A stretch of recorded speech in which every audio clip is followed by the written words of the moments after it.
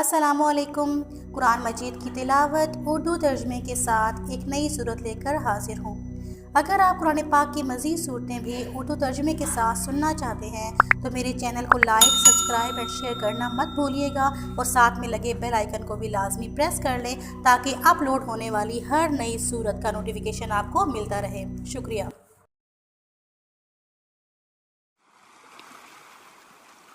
أعوذ بالله من الشيطان الرجيم. بسم الله الرحمن الرحيم. يا أيها المدثر قم فأنذر وربك فكبر وثيابك فطهر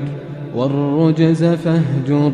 ولا تمنن تستكثر ولربك فاصبر فإذا نقر في الناقور فذلك يومئذ يوم عسير على الكافرين غير يسير ذرني ومن خلقت وحيدا وجعلت له مالا ممدودا وبنين شهودا ومهدت له تمهيدا ثم يطمع أن أزيد كلا إنه كان لآياتنا عنيدا سأرهقه صعودا إنه فكر وقدر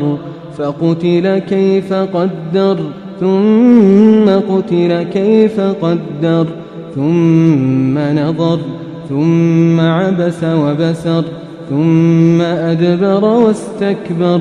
فقال إن هذا إلا سحر يؤثر إن هذا إلا قول البشر سأصليه سقر وما أدراك ما سقر لا تبقي ولا تذر لواحة للبشر عليها 19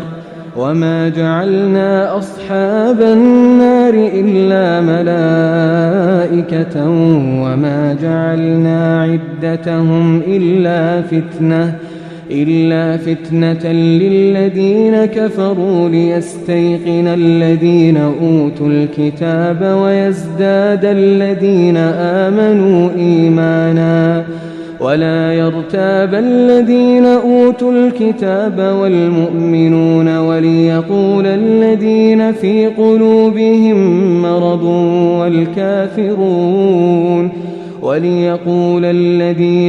قلوبهم مرض والكافرون ماذا أراد الله بهذا مثلا كذلك يضل الله من يشاء ويهدي من يشاء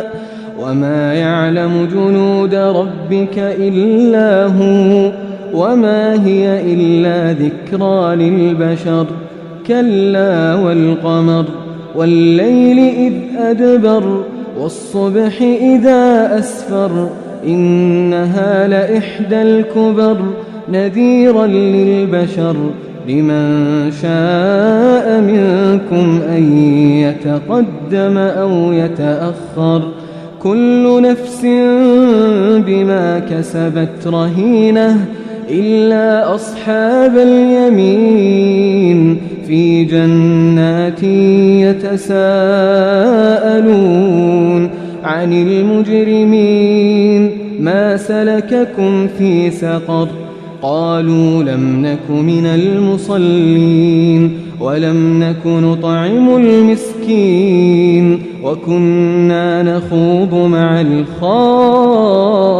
الخائضين وكنا نكذب بيوم الدين حتى أتانا اليقين فما تنفعهم شفاعة الشافعين فما لهم عن التذكرة معرضين كأنهم حمر مستنفرة فرت من قسورة بل يريد كل امرئ منهم أن يؤتى صحفا منشرة كلا بل لا يخافون الآخرة كلا إنه تذكرة فمن شاء ذكره وما يذكرون إلا أن يشاء الله هو أهل التقوى وأهل